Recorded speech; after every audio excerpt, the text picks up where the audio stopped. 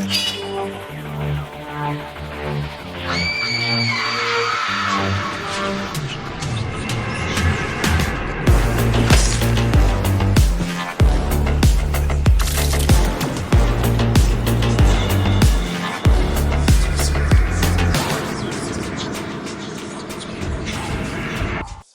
up, guys and ghouls, and welcome to another episode of Fright Mic. I'm Liz. I'm Sam. And today we are capping off our Millennial Monsters month. This was such a fun theme. I'm sad it's over. Me too. We're moving on to a new decade. I know. The worst. I'm kidding. The worst decade. It feels like graduation, which is ironic because Vitamin C was in Dracula 2000. And that's how we started the month. I know. But we're going out with a bang. Yes, we are. We're doing what I would call a period piece. And we're talking about Ginger Snaps from 2000. I love this shit. I love this movie. Period piece.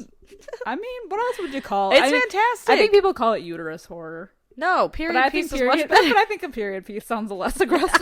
Yeah. Uterus horror. Wow. Aggressive. You know, It's a coming of age. This movie, like, I feel like it was just, it like walked so that Jennifer's body could run. Yes. Or crawl. Yes. Whatever. It crawled so that, whatever. Yeah. Yes. You get it. You're correct.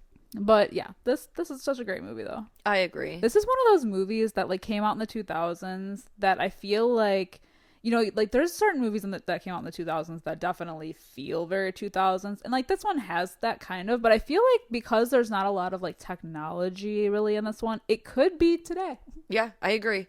Like it doesn't age. It transcends to, and even the clothing. So I noticed the clothing that and I should say this is like a beloved movie by us both. This is not like a first time watch, but it's just, you know, sometimes when you're watching these with a more critical eye, you do notice those things. Like there's not really a ton of technology, and there's not even a lot of cars that date the movie really. But even the clothing that they're wearing I think is still very today, especially because of the grungy trends coming back. Exactly. So that really helps too.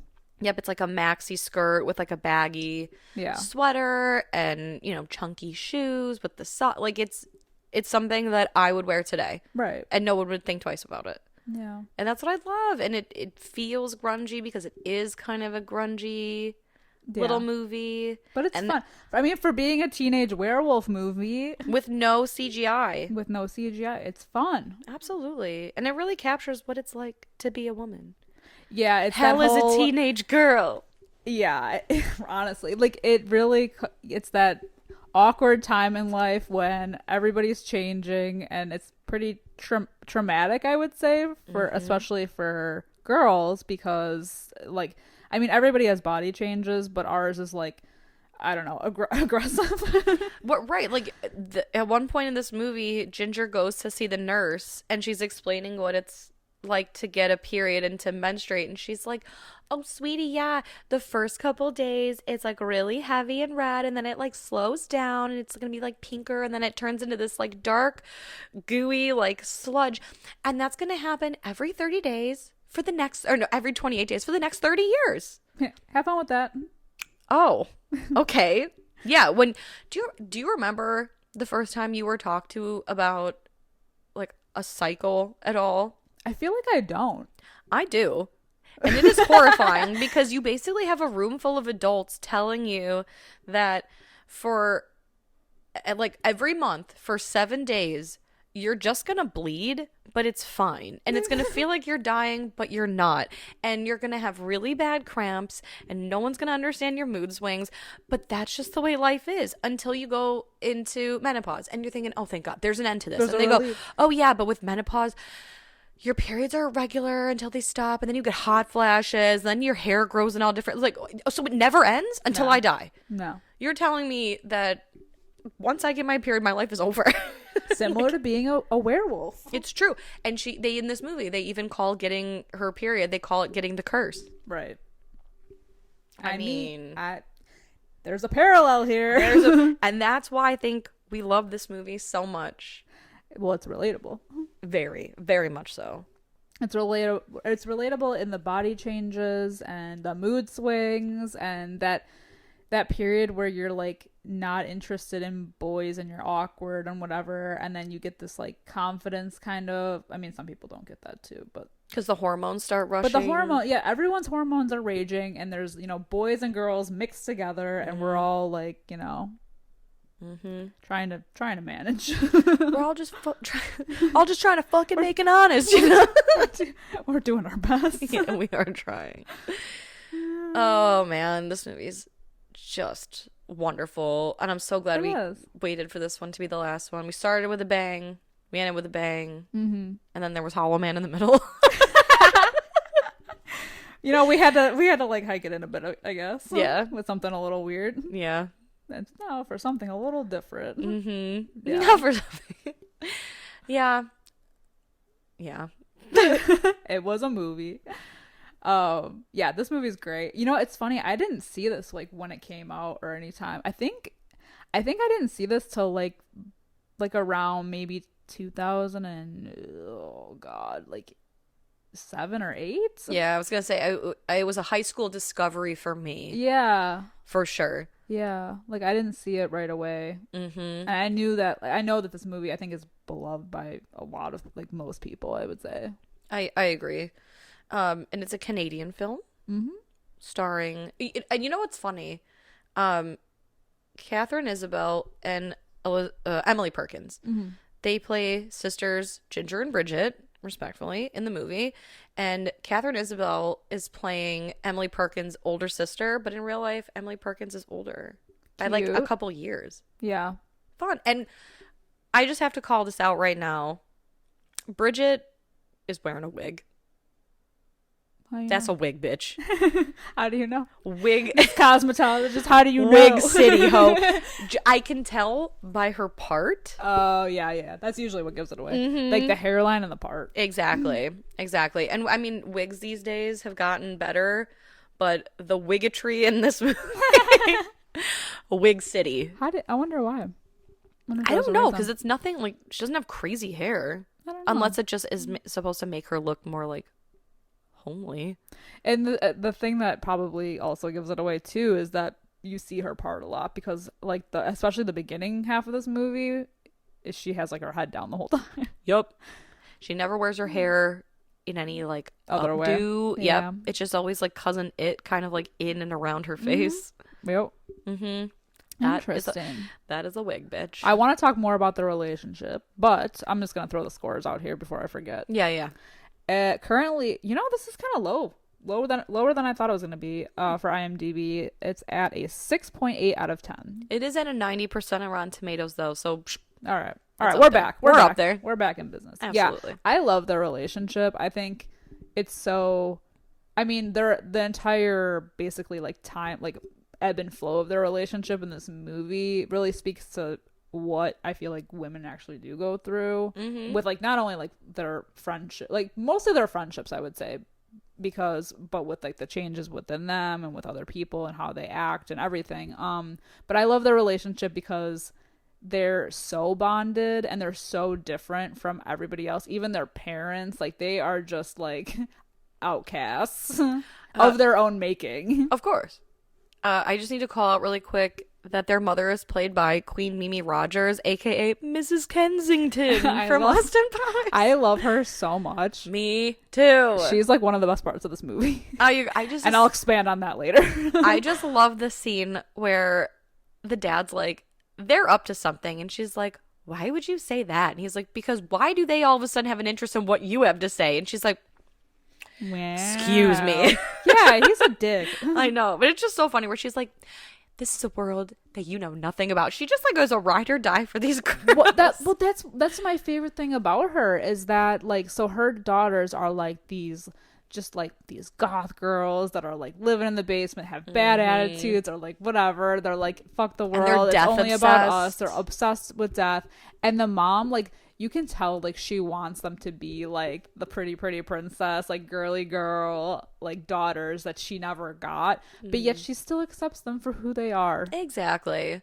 because their whole thing is that they like doing like death photography, which is like our cool like opening credits. Amazing. It's so cool. They do like fake death scenes of each other and for like a class project. And they take like photos and videos, and it's just so funny how that does come into play later, where like their parents are just like, I said not to do that in the house. No suicides in the house. Yes, exactly. Yeah, I just love that. Me too. Honestly, the opening credits of this movie, just with all the death photography and videography and things like that, is just, it's so badass. It sets like such a mood for this movie, and it gives us backstory without needing to tell us. Yeah, we get to know a lot about how they are without, and it gives us something to like watch as we're watching like credits with names and everything, which I love. And it leads us into the movie to kind of give us how Ginger and Bridget are perceived by her classmates and teachers alike, because it cuts to like them being in the same classroom, and the teacher is just like, well, that was the Fitzgerald sisters project, like, Jesus Christ, you know. Go to my office. Right. And they are in the same grade, but they're clearly not twins. They are sisters, and we do find out later in the movie that they are in the same grade because Bridget was, I'm assuming, just like super smart. Yeah, like she skipped a grade. And she skipped a grade. So it's cool that they are so close together just in life and in sisters. And yeah, and it's nice that they have an ally in themselves even in school. Mm-hmm. And they're playing a game during gym. I don't know if it's field hockey. It's some sport I'm unfamiliar with. Oh, yeah, I don't know. But it's cute that Rugby? they're even... Oh, maybe. I don't know. Rugby's like football, right? I think so. Rugby's like heavy metal football. I don't know, but it's like, it's weird because they keep showing this, like them playing this on the field, and it's always like the guys are watching the girls. Yeah, like how does that work? Yeah, like why are the guys watching the girls? Aren't they in school? Aren't they supposed to be in gym too? Right. And the two Fitzgerald sisters, they're off to the side, just like keeping to themselves, and they play this game called Search and Destroy, where they pick a classmate to talk about, and they talk about like how they would die. Yeah. And it's so funny. And of course, like the one girl that they pick, her name's Trina, and she's like the class bitch. The mean girl. And they are kind of talking about her and how she would die, and her friend overhears. And so it sparks a fight that kind of is a running theme through the movie, because Ginger, being a little bit like a year older or whatever, but she's kind of more like hot-headed of the sisters, whereas Bridget is a little more shy. Mm-hmm. You know, Bridget says to Ginger, cover me, and Trina ends up pushing her into dog guts, right? Yeah. Because the whole thing of this movie is there's a beast. What do they call it? The Beast of Bailey Downs. The Beast of Bailey Downs, yeah. Which is the town that they live in, and it's been attacking dogs all over their neighborhood.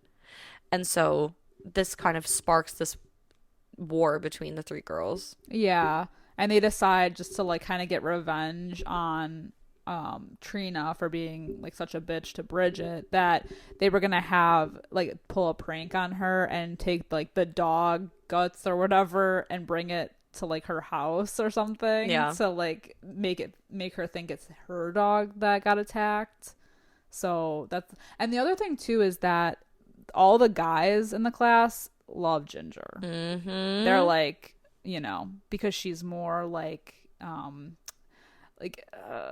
she's got boobs. Yeah, I was trying to think of a nice way to say that. Yeah. She's more developed. That's what I was looking for. She's more developed, and less awkward. Well, yeah, and she's like out there more than Bridget is. Mm-hmm. So that's another thing that makes them pretty different. And there is a guy in the movie that we see, so this also I think leads to more of a fight between Bridget, Ginger, and this Trina, is that there's a guy who's a little bit older. He does not go to their high school, and his name is Sam, and he's like the local drug dealer. Yeah. And Trina wants him He parks bad. his van on their in their school parking lot. Yup. Trina wants his ass bad, and it infuriates her later on in the movie when she sees Bridget, who Ginger calls B through the movie, so I'll probably just call her B from here on out. But yeah, And she then there's sees the other guy, Jason, who's like, it's funny because it's like you'd think that they would be fighting over him because he's in the class and he like keeps popping up a lot because he's the one that's like, I want like Ginger so bad, blah blah blah. But he's like, his whole like storyline just is very like, I don't know. Yeah, like, you'd think he was the one that they were all after, but it's really Sam that they're all after. Well, I think because Sam is older. Yeah. And first of all, he's got access to drugs as well. But he just gives more of like maybe Mature because he vibes. is. Yeah. Whereas like this Jason kid, it's like, my God, he's the. He's like the It's like high the school, stereotypical. yeah. I don't want anything. I didn't want anything to do with kids like that in high school. Yeah. Absolutely not. Yeah. I still don't want anything to do with people like that. If you're quiet and corpsey and you have tattoos and you kind of keep to yourself, Call me. I'm looking at you. I'm looking Call at me. you. Right.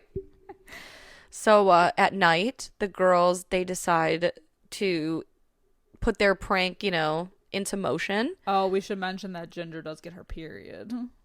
Yeah, because she keeps rubbing her back at the dinner table, and her mom's like, It's time, isn't it? Is it lower? She's so freaking excited. She is like the stereotypical mom, especially when she does find out that Ginger gets her period and she makes that cake and she's like, our girl is a woman. She makes this is like the moment she's been waiting for. Yup. And they're like completely disgusted. Why is that? Like, I feel like every mom is just so excited for their daughter Like, to you're get a their woman period. now. Right. Like, oh my God. I would literally be like, I'm sorry. Here's a freaking funeral cake. Exactly. Enjoy the misery for the next 30 years. You're gonna have a bloody good time. Ugh.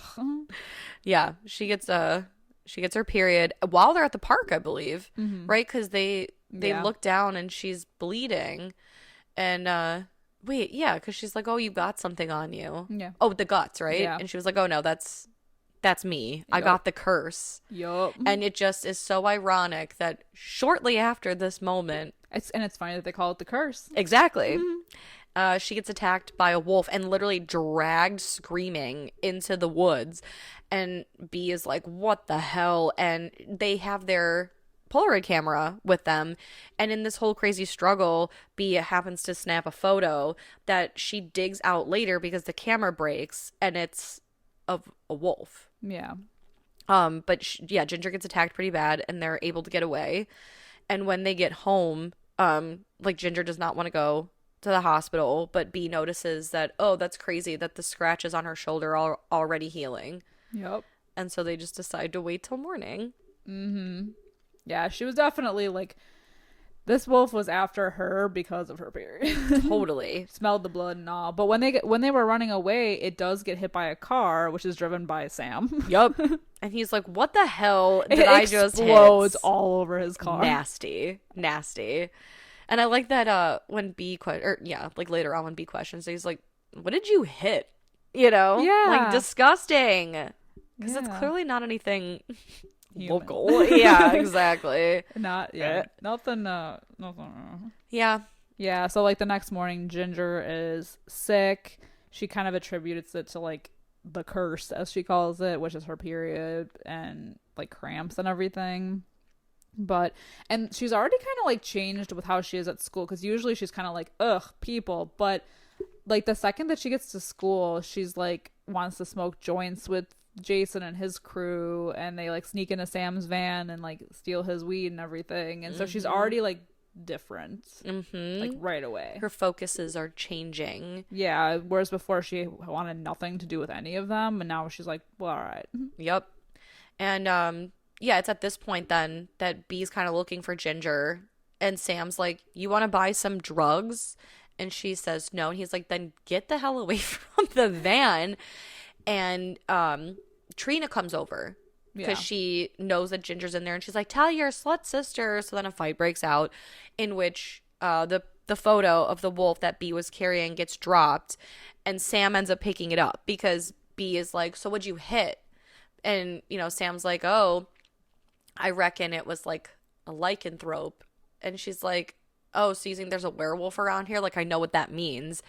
And so that's kind of how Sam and B end up working together, because he finds the photo and it's like, okay, so I know what I hit and you know what you saw. Yeah. what the hell's going on around here. In the meantime, we find out that the cuts that are healing on Ginger's shoulder are starting to grow hair. Mm-hmm. And she's bleeding a lot. Yeah. Like more than normal. More than any normal period. Like, it's nasty. And they try to go to the nurse, and the nurse is just like, yeah, it's all normal. It's like, but... Well, and I love that even... So, like, yeah, she's like, what if it's, like, you're bleeding a lot? And she's like, oh, it might seem like a lot. But, you know, then goes through the whole stage of, like, everything that they're going to go through for the next, 30 years that they're going to get a period. And I like that B's even like, what about hair? In like unusual places. And obviously we know she's talking about the shoulder, and she's like, all part of the it's all part of growing up, all part of the deal, man. Dude, it sucks. Yeah, it sucks. Yeah, I know, especially considering like girls not only get their period and then their hormones change, but then like being a teenager and dealing with just like the bullies. Imbalance. Yeah. And girls are so mean. Yeah. There's like this like inner, this like problems with like your body changing and your hormones everywhere. Like everything is changing. And then you have to deal with like the outside forces along with all of that. And it just makes it like really hard. Like growing up is traumatic. Right. It's not for everyone. Well, and this movie, it was made before social media, but just thinking about it now from like a real world perspective, like all of these changes that you go through, plus the outside forces like at school, plus then these third party like social media pressures that we have these days. Like even when we were in high school, it was the birth of social media and MySpace and and then Facebook later on, and then Instagram, and it's got to be worse, so much worse now. It's so I can't much even like worse. imagine. We didn't even have we had like on MySpace, it's like you could put like stickers on your photos, or like do fun little, I guess, quirky filters, or like, some people would take like a night vision photos or whatever. But nowadays you literally have face altering, Facetune, filters, like unrealistic AI. Exactly. So I couldn't even imagine. And I know that's not what this movie is totally about, but I mean, in a way, kind of like the way that it's just the way that things change is really kind of what it comes down to, and the way that the line is always moving for girls and women. Like what? Yeah, like what's it gonna be today? Exactly. The line is always moving. It's misery. It's always misery. It's hell, man. It's hell. Hell is a teenage girl. I know, dude. And it's hell to be one.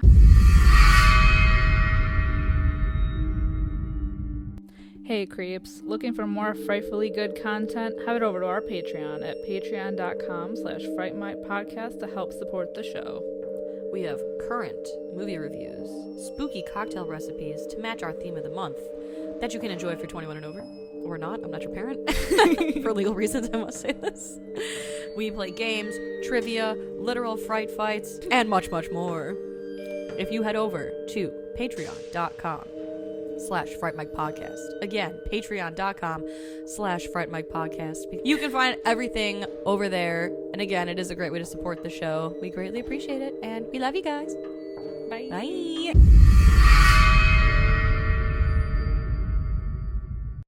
I feel like we really missed out. I mean, granted, we had our themes in mind, for these movies, but a double feature of Ginger Snaps and Jennifer's Body. Oh, that would be perfect. Top tier shit. It really would, because it's has like the same messaging, I feel. Like the way that women develop. Totally. Or girls develop into women. They get that bloodlust, baby. Yeah, right. Yeah, well, and it's the same thing too as like with Ginger. The more she changes, the more she gains confidence, and like the boys are after her, because then you start developing, and when you get the confidence, you start like she starts wearing tighter fitting clothes. She's like all over clothes. Jason. Yes. And the crazy thing is like when she hooks up with him and she comes back, like the night that she comes back and she's got like blood all over her, and Bridget's like, what happened? And she's like, I don't know what happened. I just have this like insane urge for, I thought it was sex, but it was for blood. Yep.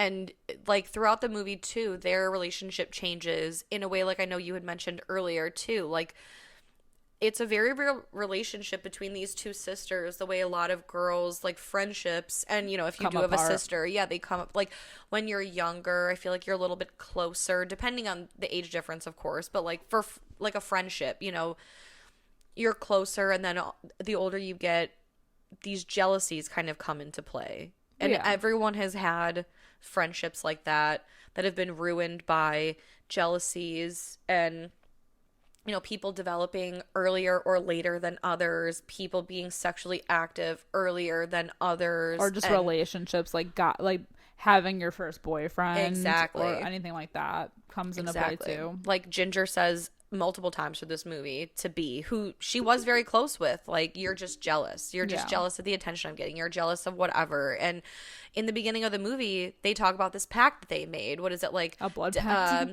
Dead by 16, or what is it? Dead by 16, out with a scene. I wrote it down. Together forever.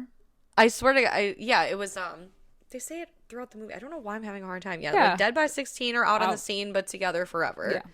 And it's just so heartbreaking because towards the end of the movie, Ginger attacks B kind of like in the school, and she says, "I said I would die for you," and Bridget says, "No, you said you'd die with me because you had nothing better to do." And it's like, oh my God, it's so sad.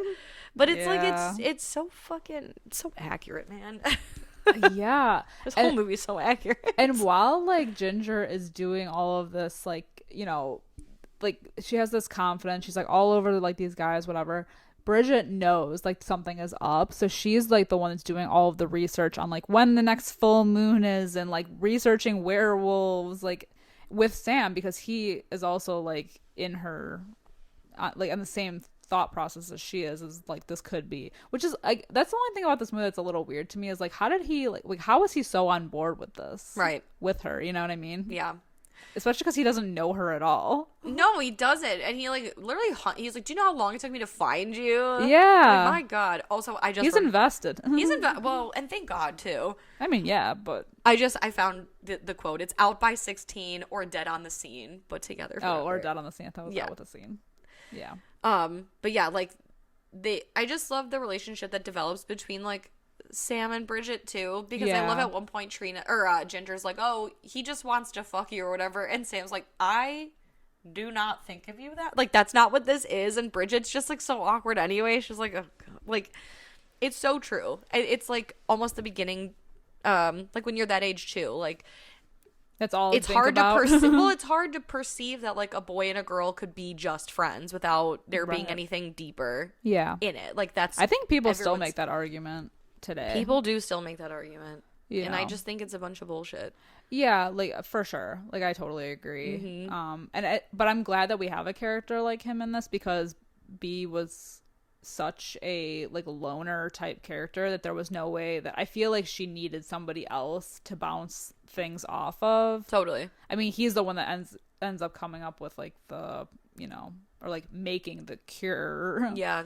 Thank God we have a drug dealer that's also into lycanthropy, and he's a botanist as well. Exactly. Yeah, he's got a greenhouse. Like, thank God, because they, you know, through the movie, they do this research and development, and B at first tells Sam that she's the one afflicted with this curse or whatever, but, like, I think Sam knows. Oh yeah.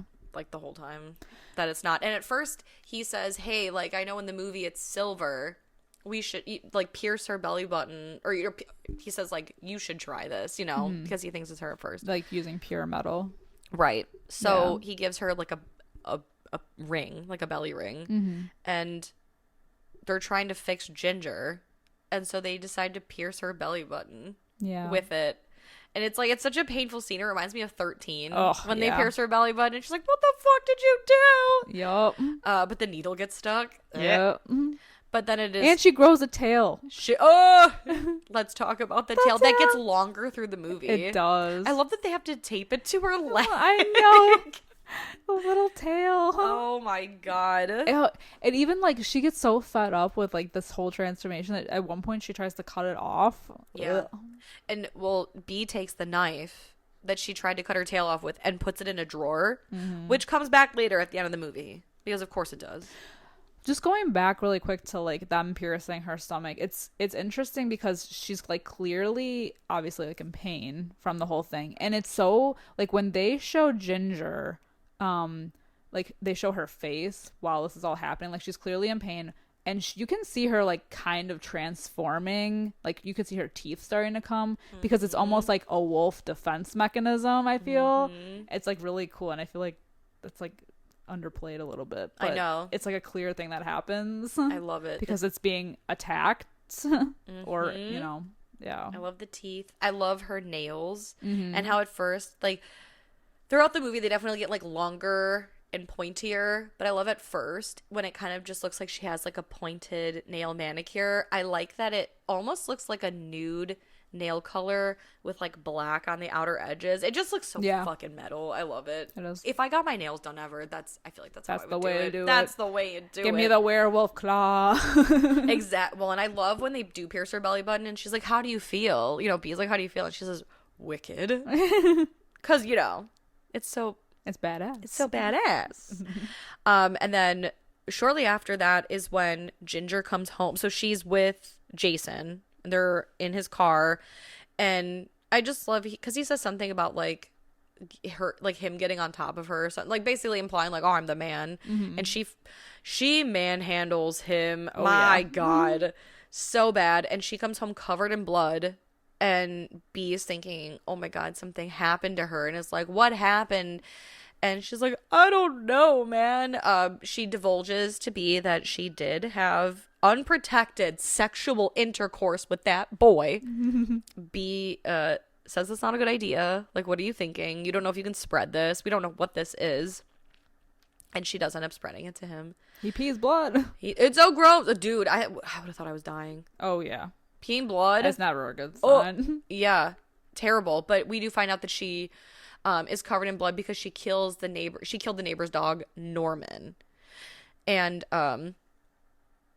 yeah. Oh, I think that was like when they pierced her belly button, right? Yeah. Right around that time. Yeah, same thing. Yeah, same time. I don't know. I just felt like we had to talk about and I know we already talked about how Sam lives in a greenhouse, but like, why does he live in a greenhouse? Does he live in the greenhouse? Yeah, because he's got that back room with a bed in it. I feel like he lives there. I guess so. Yeah, I guess you're right. Like, why?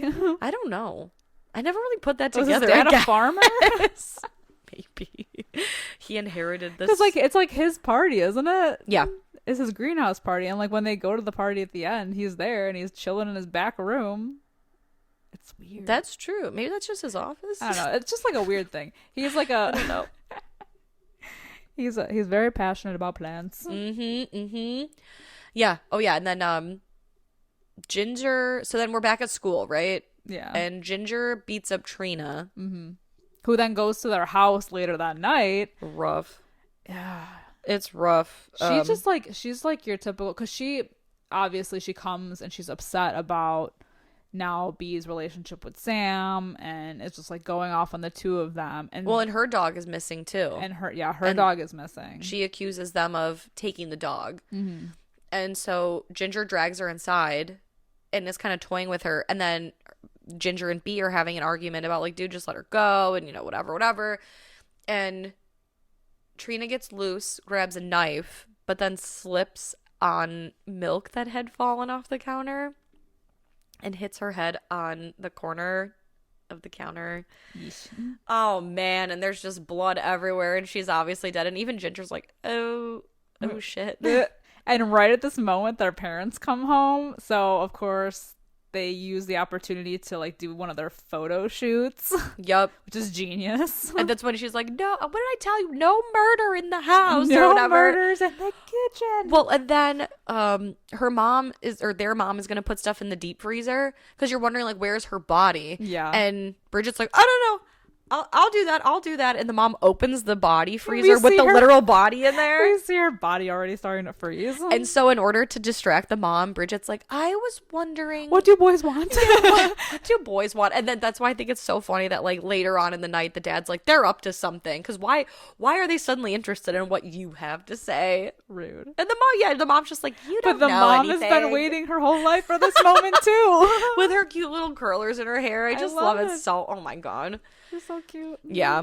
Oh, and then like around this time also we see Yeah, Jason is like peed blood now, and so we know he's transforming. And then it's the next day, which we hear via the radio that it's Halloween. And ironically, Sam has mentioned throughout the movie, or like a little earlier in the movie, that he found something that they might be able to use, which is monkshood, which is a plant that grows typically in the spring, and it's like a sister plant or a derivative of wolfsbane, right? Yeah. So they're trying to figure out where they can get this monkshood, and it just so happens that the night before, when they killed Trina, their mom brought home monkshood. Yeah. What are the odds? I love also, just to go back a little bit, when they are moving her body and they break her fingers off. Oh yeah. And they decide to bury her in like her mom's like garden shed in the backyard because A shallow grave. in a shallow grave because it's fitting. Of course. Of course. Oh, so Bridget takes the monkshood and goes to Sam's, where we have like do science time. Yep. And they boil it in some alcohol and they put it in a syringe. And he's like, I don't know. There's so many different variables accounting for like body weight, height, like the amount that you put in. Like, you know, this could kill her. This could not work. It's up to you. But the only way like we can think to try it would be to inject it. Yeah. And so she's got the one and only syringe of this shit at this point. And she locked Ginger in the bathroom, so she has to go try to like give it to her. Yep. But by the time she gets back home, Ginger's out. And so she figures, well, Ginger probably went to school, and on her way to school, Bee hears a little kid screaming, and when she sees why, it's because this little kid who's in a cute little like puppy dog like Halloween costume or something, he's being attacked by Jason, who's morphing into a werewolf, and he sees Bridget, and he's like, oh man, a woman, blah, blah, blah. And he jumps on top of her, and she injects him with the serum, and it works. Shit, what a good way to, you know, test something out before you test it out on your loved one. Yeah, test it on some high school boy. Yep.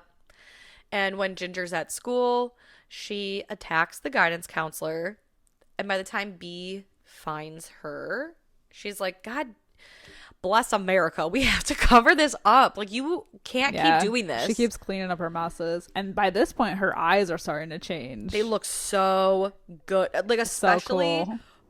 When Bee goes to find cleaning products, she's lapping up his blood in the corner. Yes. And then the night janitor tries to come in, and at first she tries to keep him out, but then she attacks him as well. And the way that Ginger looks when she's got him in the hallway and Bee's watching her, that one blue eye, and she's like kind of in shadow, she looks so cool. This is like like her transformation in this movie reminds me so much of The Fly. Oh, like yeah. how it's like a slow thing, and it's such a, I mean, obviously it's like a body horror type thing, but like it's gradual. Like and there's her just hair something keeps getting more and more off. gray. Yeah. Yeah. She looks so good, especially on like later on at the Halloween party when she's like almost and you fully. And you think that that's gonna be her form, right? Until the end of the movie when she just doesn't even look like a human anymore. She's not human at all. Yeah, like it's not like a Teen Wolf situation. She No. is like gone. She's fully like the wolf that attacked her. Yeah, exactly. Crazy. Full animal. Yep. She tells Bee, this is when they have that sad conversation where, you know, she was like, it's like we said, you know, like out by 16 or dead on the scene, but together forever. I said I would die for you. And she said, no, you said you'd die with me because you had nothing better to do. And Ginger's like, man, fuck you. And walks away because Ginger offers to like make Bee like her and Bee does not want to. Yeah. And it's so sad. Like it's just like that natural kind of separation happens. It's very sad to watch. Yeah. But we've all gone through it. Yeah, it's a bummer. Yeah. So Ginger decides she's gonna go to and pay a visit to bash. Sam. Yeah. Well, she's gonna visit her, you know, Bridget's boyfriend. Yeah. And he just happened to have a Halloween party that night. Of course. And everybody loves Ginger's costume. The mom finds they find the fingers in the backyard. She puts it in Tupperware because she's like, it's one of their props. But I feel like in this moment she like knows something is up because then she eventually finds Trina's body in the shed and she goes to pick up Bridget. And this is like the coolest scene, I feel like. This is like how you know the mom is like a total G in this movie because she's like, we'll burn the house down. We'll move away from here. Like, no Start matter over. what. Yeah, start a new life. Like, we're like, what about the dad? Fuck the dad. Right. He'll never understand. He's going with the house. Like, no matter what, like, as a parent, like, no matter what your kids do, like, you're the one that's gonna, like, back them up. Like, in this moment, she's the one that's doing that, and she's like, I'll burn it all down for you. Yep. She's like she's the the mom best. of the serial killers that are Yeah. like, he's still my son. Yeah, exactly. Right. Yeah. Yeah. And so Bridget goes hunting for Ginger, and she's kind of like attacking Sam in a way. Yeah. But Bridget shows up, and then Sam hits Bridget on the head with a shovel and knocks her out, and then they throw her in the van where she just fully develops into a wolf. Yeah. And so when they get back to the Fitzgerald household, Bridget like busts out, and they don't even like Sam and Bridget truly don't even know like what they're dealing with. Yeah, because she's point. completely out of control. Like, won't listen to anybody. She's just a full animal at this point. Mm-hmm. And they had made another serum. Sam had made another serum. Or no, they're about to make another serum. Yeah. And so they locked themselves in the pantry, and they got the serum ready to go. But Sam gets attacked by Bridget. And when Bridget emerges from the pantry, she follows the blood streak trail of down. blood. Oh, it's so he is barely alive. yeah. Like, barely. It's And so when sad. she confronts Ginger, who's also down there, like, hovering over his body, she kind of just, like, pretends to, like, also lap up blood to kind of, like, calm her down a little bit. Mm-hmm. And of course she can't do it. She just immediately vomits, and that's like the sign. She's like, I can't do this. And the line, like, I can't die with you down here or whatever, or I can't die down here with you. Yeah. And so she decides, like, fuck it. So that pisses Ginger off, so she completely mauls what's left of Sam. So sad. It's so sad. That bite was out of anger. Definitely. And Bridget runs away because on the way down the stairs, she drops the serum. And so she grabs it. Ginger tries to attack her. Bridget gets away. She ends up remembering that she put that knife down there from when Ginger tried to cut her tail off. And so she's essentially at the end, she's in one hand got a knife that could kill Ginger, and in the other, the serum that could save her. And it's so sad because she's like offering Ginger Mm-hmm. the serum, like, don't you want this? Don't you want this? You don't want to be like this. And Ginger attacks her. Yup. And so Bridget stabs So in the her. end, she didn't choose her. No. It's so sad. Yeah. Have you and that's basically like how the movie ends, is just like Bridget laying with the dying Ginger until she no longer is breathing. Yeah. Now, have you seen the sequel, Ginger Snaps 2? I have. Okay. I haven't seen Ginger Snaps Back, the beginning. I think that's a prequel. Okay. But I saw Ginger Snaps 2, and it is kind of sad. So, like, Catherine Isabel is in it, but she is basically playing, like, a ghost of herself, like, tormenting Bee. You know, she's kind of, like, there mentally Oh, okay. throughout the movie. I always wonder what the sequel was about, since she clearly dies in this one. Yeah. Yeah. So, like, obviously the two are in it in the third one because it's a prequel. But I also wonder, I was like, are they going to, like, Bring her bring back. it back?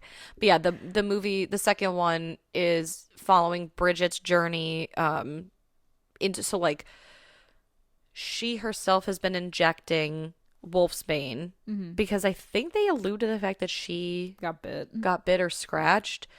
So she's been injecting this wolfsbane, and she keeps seeing Ginger's ghosts, like, oh, you're gonna be like me, you know, whatever. And somebody finds Bridget passed out, and they put her in like a mental institution Oh, Jesus. with no access to the plant. Oh, okay. And so it's kind of her grappling with these changes and like the guilt of Ginger and all this stuff. So it is like a good follow-up. I don't like it as much as I like Ginger Snaps, but I don't think it by any means is a bad sequel. It's kind of like Jennifer's Body. Yeah, exactly. Exactly. I hope they don't have a Jennifer's Body sequel though, and I hope they never do. No, but like with her going into the... Well, right. Yeah. I just hope they never. I know. We don't need Leave it that. alone. Leave Yeah, it alone. Exactly. But yeah, I'm here to say that the Ginger Snaps 2, you know, the sequel is Yeah. At least I thought so. Interesting. Yeah. Well, maybe I'll check it out one of these days. It's on Tubi. All 3 movies are on Tubi, so anyone can watch them for free if you have access to a phone, tablet, or television. All right. Well, this movie, I feel like this movie is like perfect. I agree. I feel like I really don't have like a big thing against it, so I think I'm gonna give it a 5 out of 5. Why not? I'm gonna give it a 5 out of 5 as well. Yeah. There's nothing that I would add or detract from this movie. I think it transcends time. I think it really encapsulates what it's like to be a changing woman. Honestly, it really does. This is like I feel like when you think of like the wolf man and everything, but like having it be a teenage girl transforming into like this beast is so on point. Very fitting. Yeah. This is like this is the real story right here. This is the real news. This is the real thing that happens. Yeah. But so let us know what you guys think about Ginger Snaps. Do you think it's perfection like we do? Let us know over on Facebook, Instagram, Twitter. We're on TikTok. Go head over to our Discord. You can find that all in the link in our bio over on Twitter and Instagram. So head on over there. We can talk about it there.